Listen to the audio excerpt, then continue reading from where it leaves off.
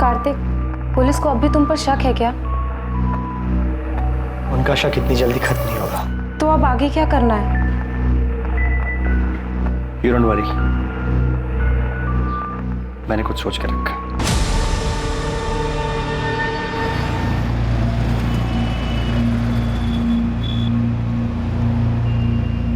किसी के साथ सो रहे हो ना तुम? कौन है वो? कार्तिक, तुम मुझसे तंग आ गए हो ना? तुम्हें अब पहले जैसे नहीं लगती मैं। क्या बकवास कर रही हो तुम Natasha? You know baby, I love you। तुम्हारे अलावा मेरी लाइफ में और कोई नहीं है। झूठ मत बोलो मुझसे। दूध पीती बच्ची नहीं हूं मैं जो तुम्हें समझ ना पाऊं। सब जानती हूं मैं कार्तिक, और सच्चाई एक्सेप्ट कर ली है मैंने। बस नाम बताओ, कौन है वो? Stop it! मैं तुमसे प्यार करता हूँ, इसका ये मतलब नहीं तुम जो भी बकवास करोगे मैं चुपचाप सुन लूंगा। ये रोज रोज के नखरे से मैं परेशान हो गया हूँ। हाँ, परेशान तो होगी ही मुझसे। कोई और जो मिल गई है तुम्हें। छुटकारा पाना चाहती हो ना तुम मुझसे हमेशा के लिए?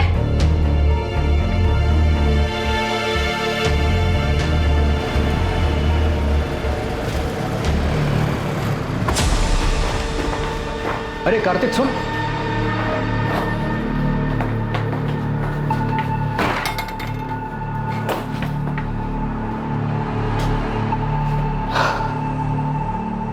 क्या बात है कार्तिक, इतना परेशान क्यों?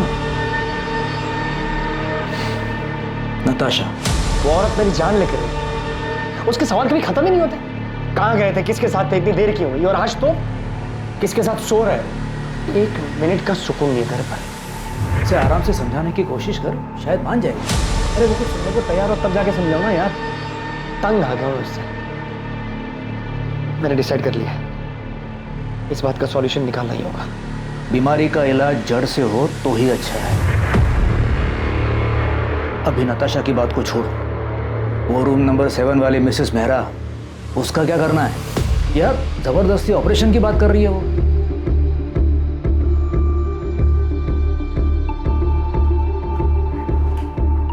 क्या हुआ? आप बहुत डिस्टर्ब लग रहे हैं। इसमें कौन सी नई बात है? फिर से झगड़ा हुआ क्या? हाँ, मेरी जिंदगी में एक ही तो परेशानी है। उसे हम पर शक है क्या? कार्तिक की बात अगर सच निकली तो सच में उसका अफेयर नहीं हुआ था? मैं अपने पति को अच्छी तरह से जानती हूँ। मुझसे उब गया है, छुटकारा पाना चाहता है वो मुझसे, पर मैं ऐसा कभी होने नहीं दूंगी। मैं तुम्हारे साथ हूँ नताशा। आगे जो कुछ भी करना है सोच समझ के करना होगा।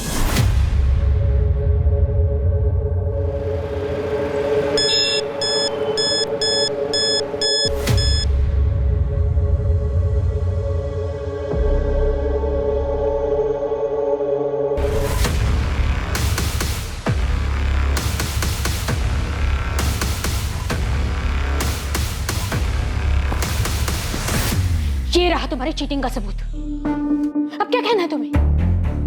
ये तुम्हें कहां से मिला? झूठ है ये। अब तो झूठ बोलना बंद करो कार्तिक। यकीन करो मेरा नताशा, ये नकली तस्वीरें हैं, मॉर्फ की हुई तस्वीरें हैं। किसी ने तुम्हें बहकाने के लिए भेजी है, ट्रस्ट मी। तुम मुझे बेवकूफ बना रहे थे कार्तिक। अब तुम देखना वो कैसे बर्बाद करती हूँ। अब धमकी दे रही हो तुम मुझे? तुम्हें जो समझना है तुम समझ लो। तुम भी सुन लो, मैं ऐसा होने नहीं दूंगा।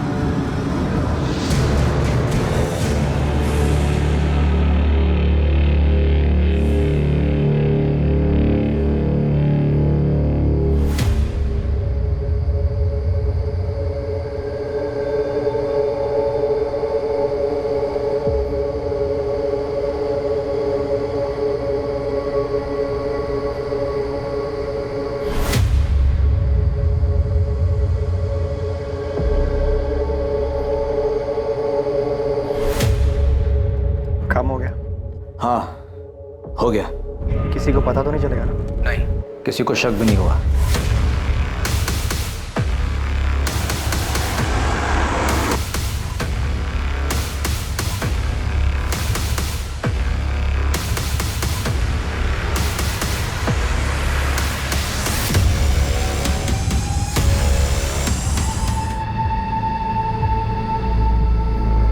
बॉडी पर और कोई भी जेवर नहीं सिवाय इस ब्रेसलेट के। इसका लॉक खुलना बहुत मुश्किल है। मुझे लगता है कातिल जल्दबाजी में इसे छोड़कर भाग। इस मर्डर का मकसद तो लूटपाट ही दिखाई दे रहा है। ये देखिए सर, शायद उस पत्थर से विक्टिम का चेहरा बिगाड़ा गया हो। उस पर खून का निशान, शायद वो खून विक्टिम का हो। बॉडी को पोस्टमार्टम के लिए भेज दो और मर्डर केस फाइल करो। सर मैं पास की सोसाइटी में रहता हूँ। मैं बालकनी पे खड़ा था, मैंने देखा कि एक वाइट कलर की वोजन 800 कार जो है झाड़ियों के पास रुकी। उसमें से 2 आदमी उतरे और दोनों ने मिलकर एक बंडल को जो है नीचे फेंका। कौन थे वो दोनों? पहले कभी देखा उनको? रात बहुत थी, ऐसे भी ये जगह मेरी बालकनी से बहुत दूर है, मैं देख नहीं पाया। और कुछ देखा था? कार का नंबर या और कुछ? उनकी कार के पीछे राइट साइड के कॉर्नर में कुछ था, डिजाइन तो समझ नहीं आया, लेकिन कुछ रेडियम सा चमक रहा था, स्टिकर या समथिंग। कुछ और याद आ जाए तो हमें बता देना चाहिए। जी सर। प्रधान, सबसे पहले हमें विक्टिम की आइडेंटिटी का पता लगाना है। सभी पुलिस स्टेशन में मिसिंग कंप्लेंट चेक करो, विक्टिम की डिटेल्स, कपड़े और वो ब्रेसलेट न्यूज़पेपर और सोशल मीडिया पे डाल दो। वोजोन 800 कार का पता लगाने के लिए भी खबरियों को कहाँ पे लगाते थे? अगर कातिल तक पहुंचना है तो हमारे पास ये सिर्फ व्हाइट कलर की हचबैक कार है।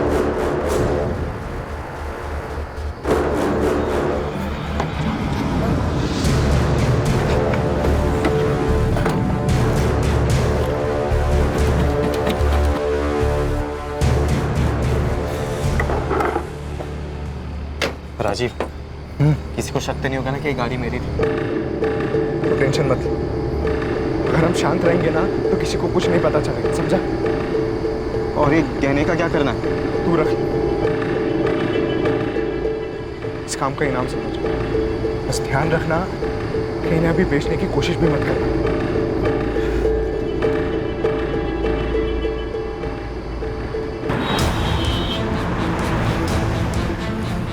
पुलिस ने अपना काम शुरू कर दिया और अगली सुबह सभी अखबारों में उस अज्ञात महिला की हत्या की खबर छपी। अज्ञात पीड़िता से जुड़ी जानकारी को सोशल मीडिया पर भी इस उम्मीद के साथ शेयर किया गया कि कोई ना कोई इस मृत महिला को पहचान लेगा। मुखबिरों को भी सक्रिय कर उस रेडियम स्टिकर वाली वोजान 800 कार का पता लगाने के लिए कहा गया, जिसका इस्तेमाल विक्टिम की लाश को ठिकाने लगाने के लिए किया गया था। पल्लवी मैम, हाँ, क्या हुआ सरिता? वो शास्त्री नगर वाले केस में उन तीनों बच्चियों को कहाँ बेचा गया इसका पता चल गया।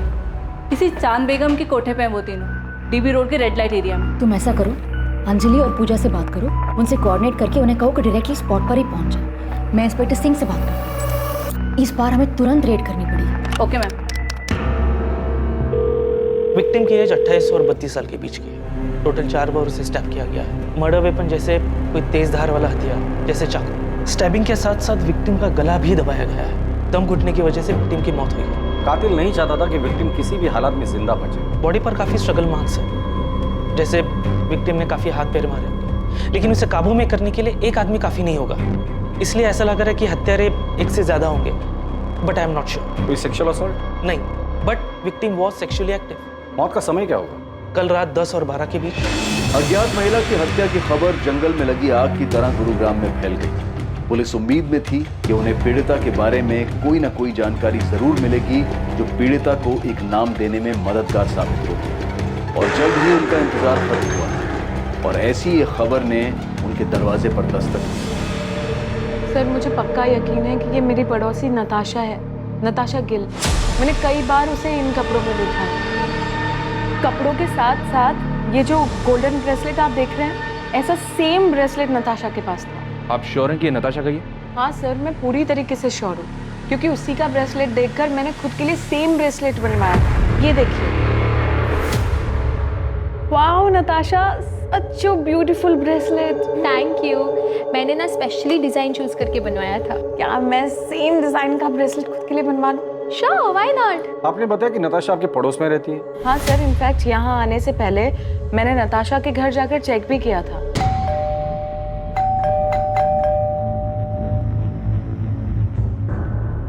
उसके बाद मैंने नताशा और उसके पति कार्तिक को फोन भी ट्राई किया, पर दोनों का नंबर स्विच ऑफ आ रहा था। ये सब देखकर मुझे लगा कि कुछ ना कुछ तो गड़बड़ है, इसलिए मैं सीधा यहाँ पर आ गई। आप मुझे कार्तिक और नताशा का नंबर लिख के दीजिए। वैसे ये दोनों काम क्या करते हैं? सर, कार्तिक डॉक्टर है और उसका खुद का नर्सिंग होम भी है, fit and care nursing home, जो जीवन चौक पर है। और नताशा टीचर है, स्कूल में हायर क्लासेस को पढ़ाती है। नताशा और कार्तिक के बीच रिलेशन कैसा था? देखने से तो सब ठीक ही लगता था सर, पर कभी कभी नताशा की बातों से ऐसा लगता था कि वो अपने हस्बैंड को लेकर बहुत पसेसिव थी। सर, कार्तिक और नताशा दोनों के फोन स्विच ऑफ। कोई और नंबर है? मेरा मतलब है माँ बाप या कोई रिलेटिव। नहीं सर, मेरे पास तो कोई नंबर नहीं है, पर आप उज्ज्वला से पूछ सकते हैं। वो मेरे यहाँ काम करती है और नताशा के यहाँ पर भी वही काम करती है।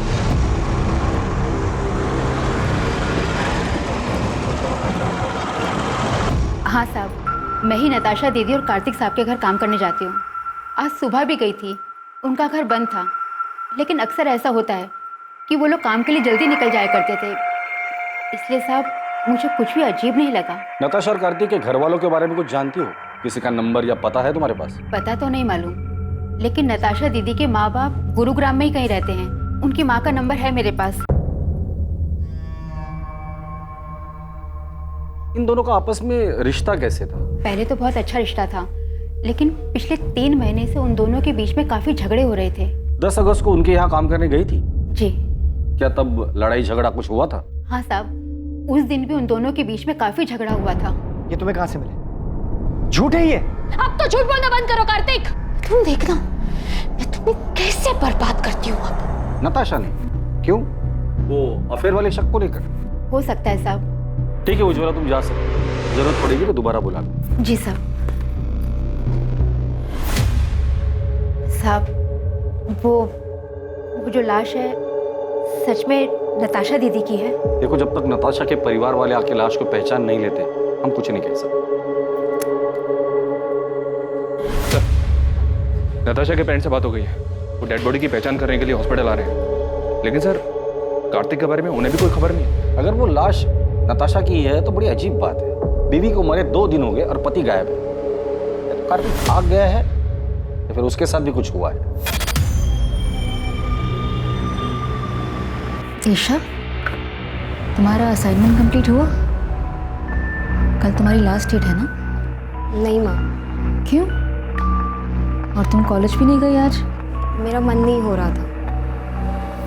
अच्छा माँ, वो पापा से बात हुई? नहीं, और मुझे उनसे कोई बात करनी भी नहीं। अच्छा ठीक है, बैठो, खाना खाओ।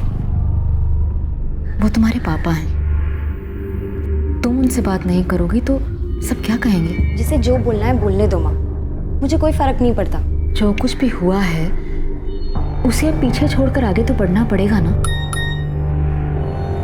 ईशा, मैं तुमसे बात कर रही हूँ, फोन साइड में रखो। माँ, आपने ये मैसेज देखा? क्या? ये आपकी बेटी नताशा के? नताशा के बाई एड़ी में काला निशान है, बचपन से।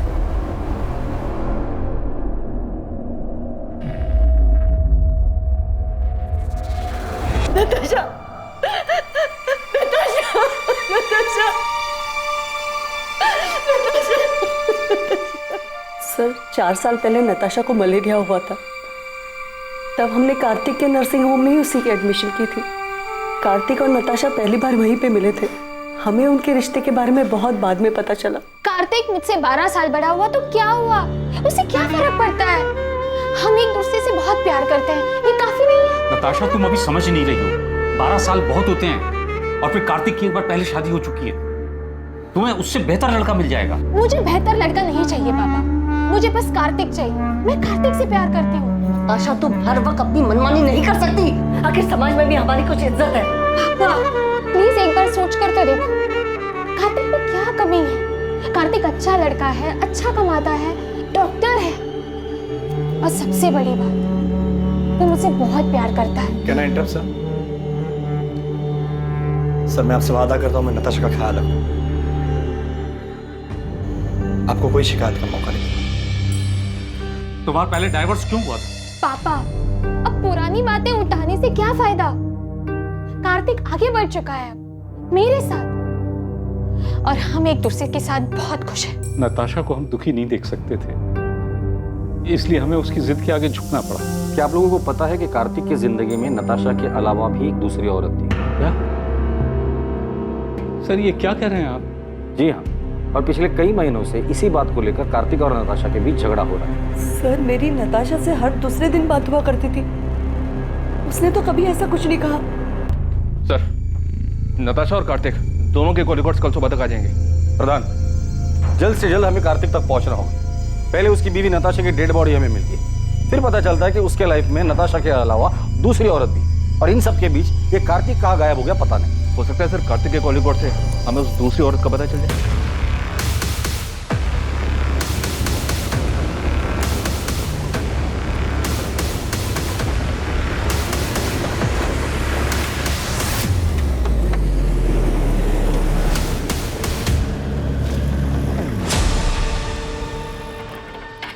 क्या भाई, कब से देख रहा हूँ पीछा कर रहा है मेरा। कौन है तू? अरे मेरा एक दोस्त है सतीश, मुझे लगा उसकी गाड़ी है। अबे कौन है सतीश? मैं किसी सतीश को नहीं जानता। पिछले 10 साल से ये गाड़ी मेरे पास है। ऐसे कैसे हो गया? नंबर तो वही है। अबे ये गाड़ी मेरी है। टाइम बर्बाद कर रहा है मेरा। चल निकल। फिर मुझसे ही गलती हुई होगी, नंबर गलत याद होगा। सॉरी। हाँ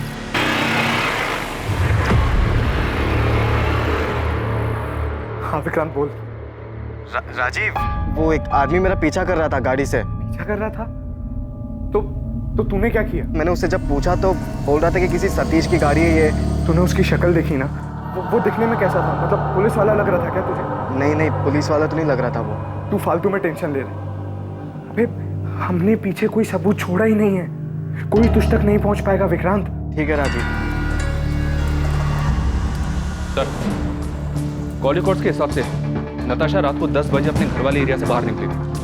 फिर उसका फोन एक जगह से दूसरी जगह लगातार मूव होता रहा और 1 घंटे बाद तकरीबन रात को 11 बजे उसका फोन स्विच ऑफ हो गया। उसके फोन पर लास्ट कॉल रात को 9:30 बजे था सर, 444-756 इस नंबर से। मतलब कॉल आने के आधे घंटे बाद वो घर से निकली, जरूर कॉलर से मिलने गई। किसका नंबर है? ये नंबर भी स्विच ऑफ है सर, इसकी भी डिटेल्स निकलवा रहा हूँ। कार्तिक का कुछ पता चला? उसके कॉल रिकॉर्ड्स क्या कहते? सर 10 अगस्त की रात को कार्तिक का फोन रात को 11:50 पर स्विच ऑफ हुआ था। उसका last location new Delhi airport है। मतलब मर्डर करके सीधा भागने का प्लान था। सर कार्तिक के कॉल रिकॉर्ड में 2 नंबर्स और मिले। एक है मोना सहगल का और दूसरा है डॉक्टर अभय सचदेवा का। कार्तिक ने फोन स्विच ऑफ करने से जस्ट पहले इस डॉक्टर अभय सचदेवा को कॉल किया था। ये अभय उसी के नर्सिंग होम में उसके साथ काम करता है। और ये मोना? ये भी कार्तिक के नर्सिंग होम में नर्स है सर। कार्तिक और मोना के बीच पिछले 3 महीनों से काफी बातें हो रही थी। कार्तिक का जिसके साथ अफेयर चल रहा है वो दूसरी औरत मोना ही है। पता नहीं इस मोना को पुलिस स्टेशन बुलाओ और तुम fit and care nursing home में जाकर डॉक्टर अभय से भी और कार्तिक के बारे में पता करो। नताशा का मर्डर हो गया? कब? कैसे? और कार्तिक, क्या उसे पता है? ये तो आप बेहतर बता सकते हैं। आप क्या कह रहे हैं सर? 10 अगस्त की रात को 10 से 12 के बीच नताशा का मर्डर होता है और उसी दौरान कार्तिक आपको कॉल करता है। काम हो गया? हाँ हो गया। उसकी लास्ट लोकेशन एयरपोर्ट है और उसके बाद से उसका फोन स्विच ऑफ। कहाँ छुपा हुआ है कार्तिक? सर कार्तिक सर मुंबई गए हैं मेडिकल कॉन्फ्रेंस के लिए। 10 तारीख की रात की उनकी फ्लाइट थी। मेडिकल कॉन्फ्रेंस के लिए गया तो फोन क्यों स्विच ऑफ? सर मुझे नहीं पता, बल्कि मैंने और अभय सर ने तो कई बार उनका नंबर ट्राई किया। अच्छा तुम्हारे और कार्तिक के बीच रिलेशन क्या है? वही सर जो एक डॉक्टर और नर्स के बीच में होता है। ये तुम दोनों के कॉल रिकॉर्ड नर्सिंग होम में दिन भर काम करने के बाद हर रात इतनी देर किस बात पर डिस्कशन करते हो तुम दोनों? नताशा को मारने का प्लान तुम दोनों ने मिलकर बनाया था?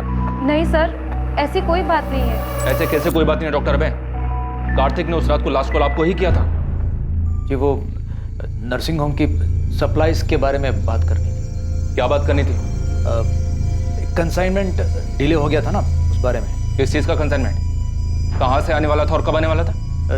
जी वो डॉक्टर अभय आप झूठ बोल रहे हैं। अभी आप हमें सीधी तरह से बताइए कि कार्तिक ने नताशा के मर्डर के बारे में आपको क्या बोला? आप गलत समझ रहे हैं सर, मैं आपको सब सच सच बताता हूँ। हमारे हॉस्पिटल की एक नर्स ने एक पेशेंट को गलत दवाई दे दी थी, जिस वजह से उसकी कंडीशन बहुत सीरियस हो सकती थी। वो तो फॉर्चुनेटली टाइम पे पता चल गया और सब संभल गए। सर यही चेक करने कंफर्म करने के लिए कार्तिक ने मुझे कॉल किया था। तो मतलब मर्डर के साथ साथ आप लोग मेडिकल नेग्लिजेंसी को भी कवर अप करते हैं? हाँ सर, मैं मानती हूँ कि मेरा और कार्तिक का अफेयर है, लेकिन नताशा के मर्डर के बारे में मुझे कुछ भी नहीं पता। तो मर्डर वाली रात तुम दोनों साथ में क्या कर रहे थे? तुम दोनों की सेल लोकेशन से साफ पता चलता है कि मर्डर वाली रात तुम दोनों रात 9 बजे से लेकर 11 बजे तक साथ में थे। एक्चुअली हम लोग ब्लू मून होटल में थे। लेकिन नताशा को हमारी फोटोज कहाँ से मिली? यही तो मेरी समझ में नहीं। धमकी भी दे रखी है मैंने, तो मुझे बर्बाद कर देगी। तो अब आगे क्या करना है? इससे पहले कि नताशा नाम का सरदर्द नासुर बने, मुझे इसका जड़ से इलाज करना होगा। तो नताशा से छुटकारा पाने के लिए कार्तिक ने नताशा को रास्ते से ही हटा दिया? सर उस रात मैं और कार्तिक साथ में ड्रिंक कर रहे थे। नताशा ने जीना मुश्किल कर दिया। हर रोज नए ड्रामे करती है। आज तो पता नहीं कहाँ से उसे मेरे और मोना के फोटोज याद लगे। लेकिन उसके पास फोटोग्राफ्स आए कहाँ से? पता नहीं यार कहाँ से मिले। लेकिन अब इस बात का परमानेंट सॉल्यूशन करना। मतलब कार्तिक ने नताशा को मारने की बात की थी? सर मुझे नहीं पता कि कार्तिक ने ऐसा क्यों कहा, उसके कहने का क्या मतलब था, लेकिन मैं कार्तिक को अच्छे से जानती हूँ। वो ऐसा बिल्कुल भी नहीं कर सकता। सर हमने हमारे रिलेशन को सीक्रेट रखा था। अगर किसी को ये बात पता थी तो वो बस डॉक्टर अभय है। तो क्या वो पिक्चर्स डॉक्टर अभय ने नताशा को भेजी? नहीं सर, भला मैं क्यों नताशा को कार्तिक और मोना के पिक्चर्स दूंगा? वो पहले इतना परेशान था। रही बात नताशा के मर्डर की, तो सर मुझे नहीं लगता कार्तिक ऐसा कुछ करेगा। कार्तिक मुंबई में जिस मेडिकल कॉन्फ्रेंस के लिए गया है, वहाँ किसी को बोल के उससे बात कर सकते हैं आप? सर कार्तिक का पता चल गया है, वो अभी मुंबई में ही है, बात हो गई है उससे। वो यहाँ गुरुग्राम के लिए निकल रहा है। कार्तिक को तो पता ही नहीं है कि उसकी वाइफ नताशा का मर्डर हो चुका है। जब उसको बताया काफी चौंक गया था। कितनी बार बताऊं सर, मैंने फोन स्विच ऑफ नहीं किया था। मोना से मिलने के बाद मैं कैब लेकर एयरपोर्ट के लिए निकला था और गलती से फोन कैब में छूट गया। नताशा से पहले भी तुम्हारी एक शादी हुई थी, वो बीवी कहाँ है? उसकी डेथ हो चुकी है। उसी के बाद मैंने नताशा के साथ शादी की। नताशा के माँ बाप को झूठ क्यों बोला था कि तुम्हारा डिवोर्स हुआ है? मैंने झूठ नहीं बोला, नताशा ने बोला था। वो क्यों झूठ बोले? मैं कैसे बता सकता हूँ? 10 अगस्त की रात जब तुम तुम्हारे दोस्त अभय के साथ ड्रिंक कर रहे थे, तब तुमने कहा था कि नताशा का परमानेंट सॉल्यूशन ढूंढना है। अब इस बात का परमानेंट सॉल्यूशन ढूंढना होगा। और यही बात तुमने मोना से भी कही थी, मर्डर वाली रात। इससे पहले कि नताशा नाम का सरदर्द नासुर बने, मुझे इसका जड़ से इलाज करना। मेरे कहने का मतलब ये नहीं था सर, मैं डिवोर्स की बात कर रहा था। मैं नताशा से मिलकर आउट ऑफ कोर्ट सेटलमेंट करने की बात कर रहा था। तो इस मर्डर में तुम्हारा कोई हाथ नहीं? मैं नताशा का मर्डर क्यों करूंगा सर? और कोई है जो नताशा को मारना चाहता हो? मुझे इस बारे में नहीं पता सर, लेकिन सर हमारी शादी से पहले नताशा का एक दोस्त हुआ करता था, अमृत। वो उसे बहुत पसंद भी करता था। इनफैक्ट हमारी शादी के बाद उसने नताशा के साथ बात करना भी बंद कर दिया था। हाँ सर, मैंने उससे बात करनी बंद कर दी क्योंकि मैं नताशा को पसंद करता था, लेकिन नताशा कार्तिक से प्यार करती थी। उस वक्त मैं ये देख नहीं पाया और मैंने उससे बात करनी बंद कर दी। और फिर 3 साल बाद तुम दोनों में बातें शुरू हुई। तुम्हें लगा इस बार तुम्हारा चांस लगेगा, क्योंकि नताशा कार्तिक से नाराज थी। तूने बात करने की कोशिश की, लेकिन नताशा ने मना कर दिया और इसलिए गुस्से में आकर तुमने नताशा को मार डाला। सर मैंने किसी को नहीं मारा और ना ही मैं नताशा से प्यार करता था। 3 महीने पहले इत्तेफाकन वो मुझे एक सोशल नेटवर्क की साइट पे मिली। हमारी बातचीत हुई और नंबर एक्सचेंज किया। चल मान लेते कि तू जो कुछ भी बोल रहा है वो सच बोल रहा है। नताशा तुम्हारी अच्छी दोस्त थी, काफी बातें शेयर हुई होगी। तुम्हें क्या लगता है नताशा को किसने मारा? सर वो सब मुझे नहीं पता, लेकिन मैं इतना बता सकता हूँ कि नताशा ने तय कर लिया था कि वो कार्तिक के ऊपर चीटिंग का केस करे। उसे बर्बाद करना चाहती थी। हो सकता है कार्तिक उसे अपने रास्ते से हटाना चाहता है।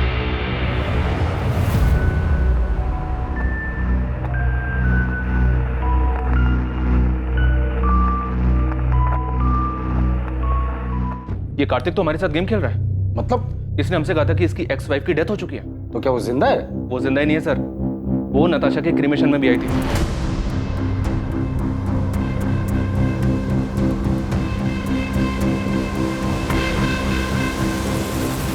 पल्लवी गिल, कार्तिक की एक्स वाइफ। कार्तिक ने हमसे ये क्यों कहा कि उसकी एक्स वाइफ की डेथ हो चुकी है? मुझे नहीं पता। हमारे रिश्ते के बारे में सभी लोग जानते हैं, कुछ छुपा नहीं है इसमें। नताशा भी हमारे रिश्ते के बारे में जानती थी। अब लोगों को डिवोर्स क्यों हुआ? डिवोर्स नहीं हुआ है हमारा। मतलब आप दोनों का डिवोर्स नहीं हुआ था और उसके बावजूद कार्तिक ने नताशा से शादी कर ली थी? मैं जानता हूं तुम्हें हर्ट कर रहा हूं, लेकिन अब और धोखे में रखना नहीं चाहता। कार्तिक हम तो एक साथ खुश थे ना, फिर ये अचानक से क्या हो गया? पल्लवी, मैं नताशा को शादी करने का वादा कर चुका। कार्तिक अपना मन बना चुका था। वो नताशा से प्यार करता था और मेरे पास उसे रोकने की कोई वजह बची नहीं थी। आप दोनों की शादी कब हुई? 2007 में लव मैरिज थी। दोनों का कोई बच्चा? अच्छा माँ, वो पापा से बात हुई? नहीं। वैसे नताशा की वजह से आप दोनों की शादी टूटी थी, तो नताशा के लिए आपके दिल में रंजिश तो रही होगी। नताशा के लिए रंजिश रखकर मैं क्या करती? मैंने जो किया था उसका किया तो भुगतना ही था। मतलब मैं कार्तिक की पहली बीवी नहीं हूँ ना, मैं उसकी दूसरी बीवी हूँ। क्या? तो उसकी पहली बीवी कौन है और कहाँ है? गीता नाम है उसका, रोहतक से है वो। जब कार्तिक मुझसे मिला था वो शादीशुदा था, हमारे बीच में प्यार हुआ, मैं उनके बीच में आ गई थी, तो उसने गीता को डिवोर्स दे दिया।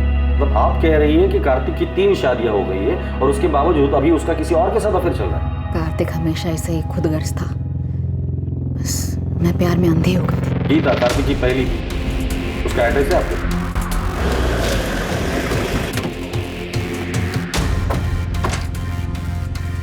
जगदीश अग्रवाल। हाँ सर मैं ही, लेकिन आप क्यों पूछ रहे हैं? 444-756 ये तेरा नंबर है ना? हाँ सर, मैंने फ्री इंटरनेट के लिए लिया था। उसके फोन पर लास्ट कॉल रात को 9:30 बजे था सर। 444-756 इस नंबर से। ये नंबर भी स्विच ऑफ है सर, इसकी भी डिटेल्स निकलवा रहा हूँ। अभी सच सच बोल, नताशा गिल को क्यों मारा? नताशा? सर ये कौन है और मैं किसी को क्यों मारूंगा? तू एडीआई कॉलेज में पढ़ता है ना? नहीं सर, मैं तो एसआरवी कॉलेज में पढ़ता हूँ। सर मुझे नहीं पता आप किस मर्डर की बात कर रहे हो। मैं किसी नताशा को नहीं जानता, और इंटरनेट यूज़ करने के बाद मैंने वो सिम कार्ड फेंक दिया था सर। और तेरी इस लापरवाही की वजह से किसी ने उस सिम कार्ड का इस्तेमाल करके बहुत सफाई के साथ मर्डर कर दिया। सच सच बता, नताशा के मर्डर में कहीं तेरा हाथ तो नहीं? दिमाग खराब हो गया तेरा? क्या बोलना क्या चाहता तू? पुलिस को तुझ पे उस रात तूने कहा था कि तू नताशा से काफी परेशान था, उससे पीछा छुड़ाने के लिए कुछ करने की सोच रहा था। अभय, मैं मुंबई से लौटने के बाद नताशा के साथ डिवोर्स देने की सोच रहा था। ये बात तू मुझे उस रात भी कह सकता था। मुझे भरोसा नहीं मुझे। मैं तुझ पे भरोसा करना चाहता हूँ, एंड आई ट्रूली होप कि तू सच बोल रहा है।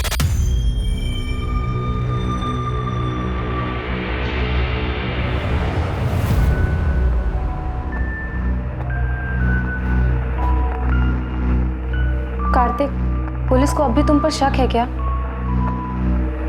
उनका शक इतनी जल्दी खत्म नहीं होगा। तो अब आगे क्या करना है? You don't worry, मैंने कुछ सोच कर रखा।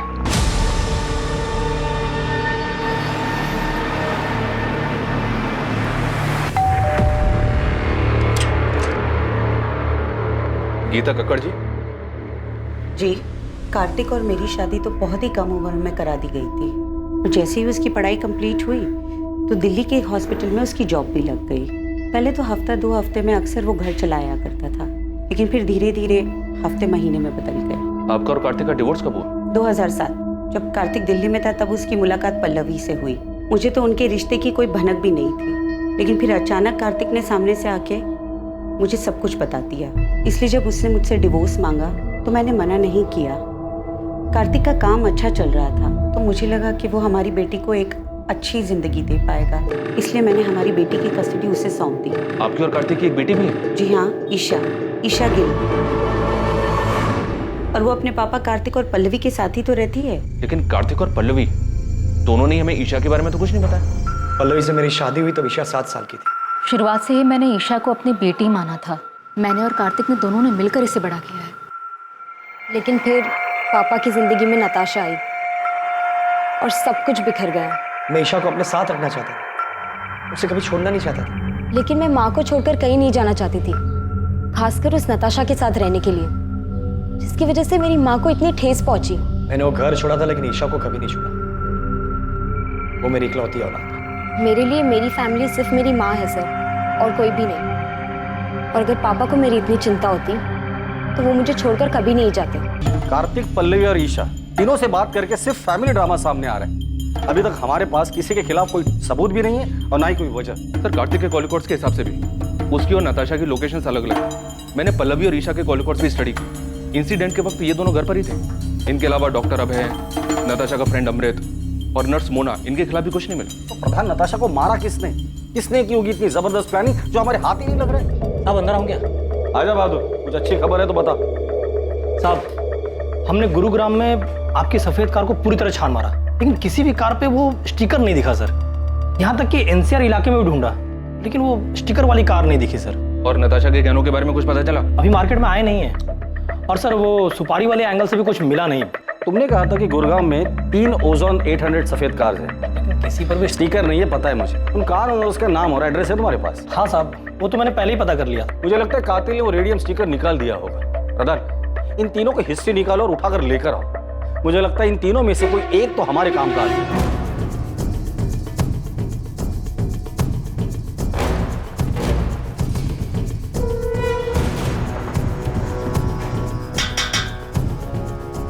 क्या हुआ सर? विक्रांत मेरा बेटा है। कहाँ है? वो तो गैरेज में गया है काम कर। विक्रांत जहाँ काम करता है वहाँ का एड्रेस दीजिए। सब क्या हुआ मुझे?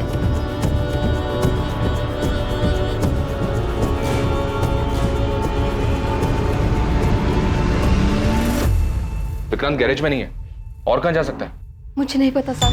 सर ये देखिए सर, ये विक्रांत के कमरे से मिला है। जूतों के डब्बों में छुपा कर रखा गया था। और सर विक्टिम की पति ने जो हमें फोटोज दी थी उससे ये मैच करता है सर।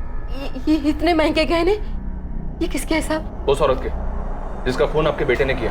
खून?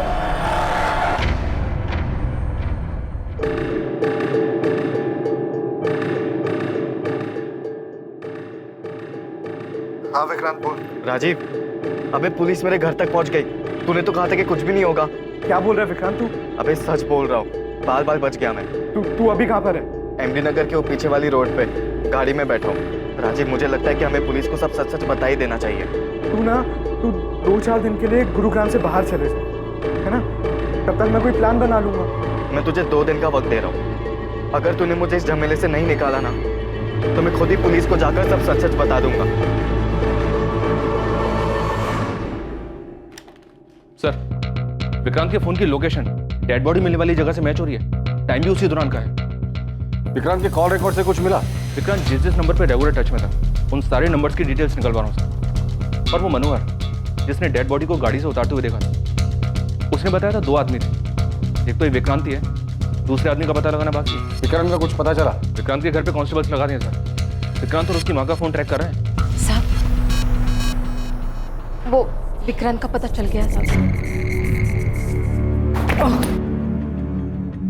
तुझे क्या लगा था गाड़ी धोने से सबूत धुल जाएंगे? मेरी सफेद ओजोन 800 हमने फॉरेंसिक में भेज दी है, जिसमें नताशा के खून के ट्रेस मिल ही जाए। इसलिए कोई भी कहानी सुनाने के बारे में सोचना भी मत। सीधे सीधे बता दो नताशा को क्यों मारा? सर, मैंने उसको नहीं मारा। मैं तो उसका नाम तक नहीं जानता था। सर, वो मेरा बचपन का दोस्त राजीव 9 तारीख को मुझसे मेरी गाड़ी लेकर गया था, और फिर 10 तारीख की रात को उसने मुझे कॉल किया किसी पीसीओ से और मोहल्ले के बाहर बुलाया मिलने के लिए। सर, मैं फंस गया था, इसलिए मुझे उसके साथ जाना पड़ा क्योंकि मेरी गाड़ी उसके साथ थी। मैं उस औरत को नहीं जानता था सर। सच बता। क्या हो गया राजीव? तेरा फोन किया तूने मुझे लैंडलाइन से क्यों कॉल किया था? तू अंदर आ, मैं सब बताता हूँ।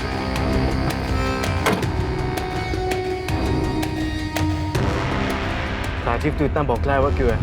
कुछ बताएगा मुझे क्या हुआ? तू मेरी बात सुन।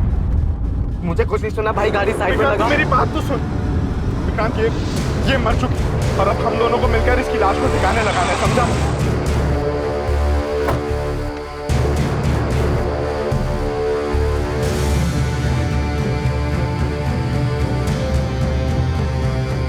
जल्दी कर।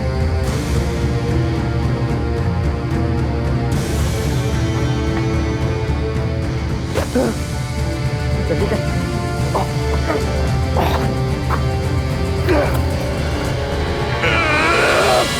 सर, मैं प्यार के जुनून में अंधा हो गया था सर।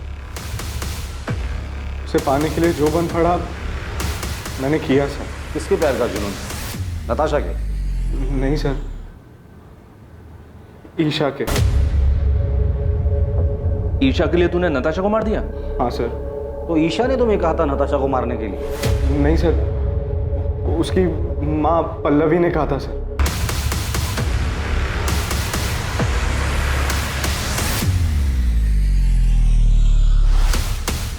पल्लवी मुझे बिल्कुल पसंद नहीं करती थी क्योंकि मैं उसकी बेटी के स्टेटस के बराबर नहीं था। मैं और राजीव पिछले 6 महीने से डेट कर रहे थे, पर माँ हमारे रिश्ते से खुश नहीं थी। तकरीबन 1-1.5 महीने पहले मैंने राजीव को घर बुलाया था लंच पर, ताकि माँ उसे और जान सके। जब मैंने राजीव को घर पे देखा तो मुझे लगा कि इस मर्डर को अंजाम देने में मैं उसका इस्तेमाल कर सकती हूँ, इसलिए मैंने उसके सामने एक शर्त रखी। तुम अगर ईशा के साथ रहना चाहते हो, मेरा एक काम करना पड़ेगा। मैं आपकी बेटी से प्यार करता हूँ और ईशा के साथ के लिए मैं कुछ भी करने के लिए तैयार हूँ। किसी की जान ले सकते हो? माँ, इस सब में आप राजीव को क्यों खींच रही हो? तुम्हारे साथ रहना चाहता है ना, तुम्हारा साथ नहीं दे सकता। राजीव नताशा को मारने के लिए तैयार था, ईशा नहीं चाहती थी कि वो किसी पछड़े में पड़े। मैं उसका इस्तेमाल नहीं कर सकती। हाँ, अगर वो तुमसे प्यार करता है तो तुम्हारे लिए इतना तो कर ही सकता है। लेकिन माँ, आप ऐसे कैसे किसी और की लाइफ डेंजर में डाल सकती हो? उसका तो इन सब से कोई लेना देना भी नहीं है। थोड़ा अकल से काम लो ईशा। कल को अगर नताशा के मर्डर की बात पुलिस तक पहुंच भी जाती है तो राजीव पर हम सारा ब्लेम डाल सकते हैं। माँ, अगर ये सब बात आप ना ही करो तो बेहतर होगा। राजीव पर प्यार का भूत सवार था। वो किसी भी तरह हमारे रिश्ते पर माँ की हामी चाहता था, इसलिए उसने मेरे लिए अपने सर पर इतना बड़ा खतरा उठा लिया। वो तो उसे करना ही था, बेवकूफ़ है वो। नताशा को कैसे मारा और क्यों? नताशा को मारने के लिए उसे उसके घर से बाहर निकालना जरूरी था, और मेरे कुछ भी कहने से वो घर से बाहर निकलने वाली थी नहीं। उसे कुछ मजबूत चारा देने की जरूरत थी, और फिर मैंने उसे वो चारा दिया। ईशा की माँ कार्तिक और मोना के बारे में सब जानती थी, उसे सब पता था उनके अफेयर के बारे में, और यही बात मैंने एक अज्ञात कॉलर बनकर नताशा के कान में भरी। मैं उसे एक ऐसे नंबर से कॉल और मैसेज करता था जो मेरा नहीं था, मुझे कहीं पड़ा मिला था, और आगे का प्लान ये था कि धीरे धीरे मैं नताशा का विश्वास जीत लूँगा, और इन सब के लिए मुझे कार्तिक और मोना की एक पिक्चर चाहिए थी।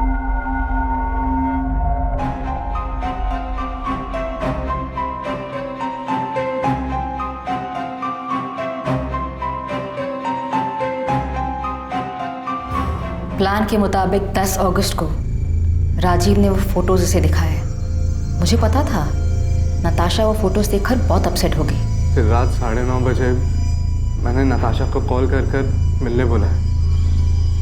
मैंने कहा कि मुझे पता है कार्तिक कहाँ है और किसके साथ है, और 1 लाख रुपए के बदले में मैं उसे वहाँ ले जा सकता हूँ। और नताशा कार्तिक को रंगे हाथों पकड़ना चाहती थी। वो तुरंत राजी हो गई। फिर थोड़ी देर बाद ही मैंने नताशा को मार्केट रोड के चौराहे से पिक किया।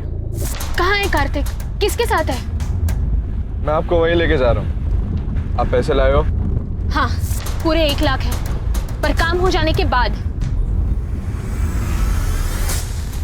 ये कहाँ लेके आ गए हो तुम मुझे? यहाँ जंगल के बीच में तुमने गाड़ी क्यों रोक दी?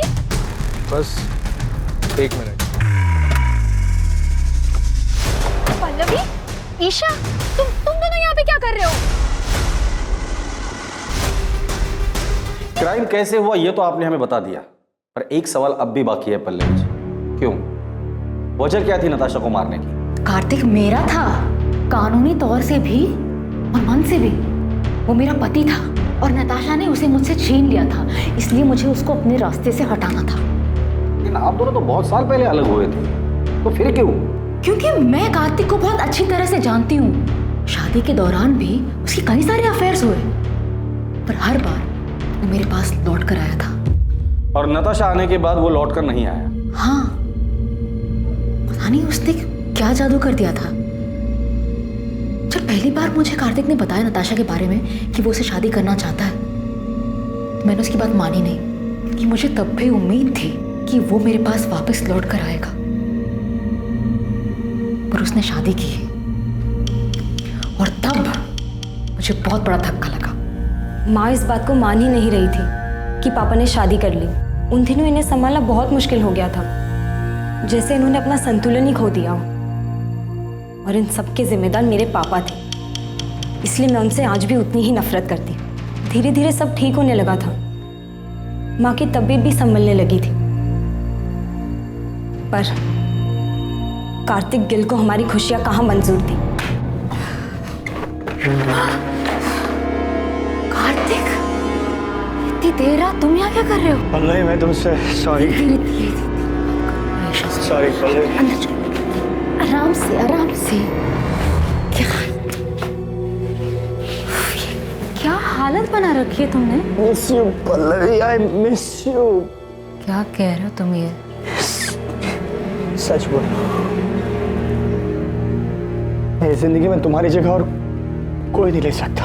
इतने सालों बाद अब तुम्हें मेरी याद आई है?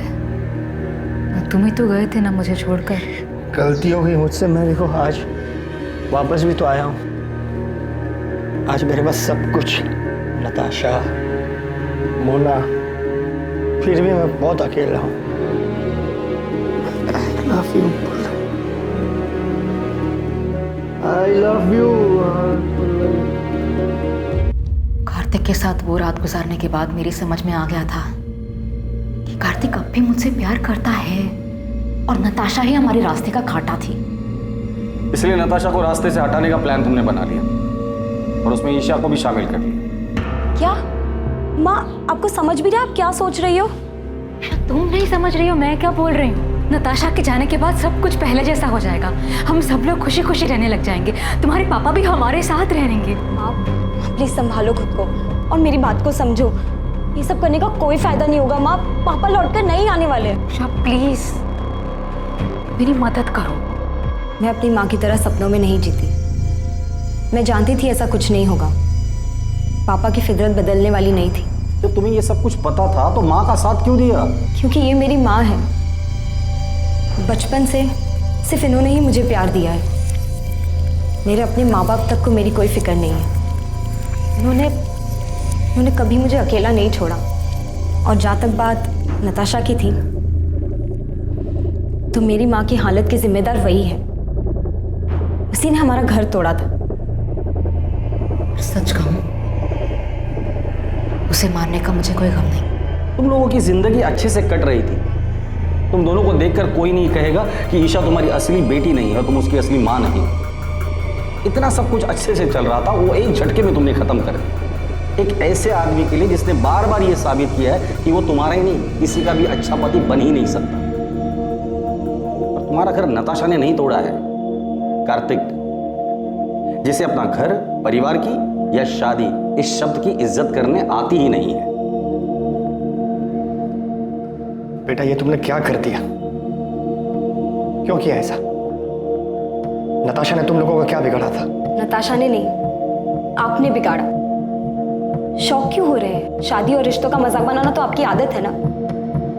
किसी के साथ रहना नहीं रहना ये तो आपकी मर्जी है। जब जी चाहा तब आप वापस आ गए और जब जी चाहा तब छोड़ दिया। पहले गीता, फिर माँ, नताशा और अब मोना।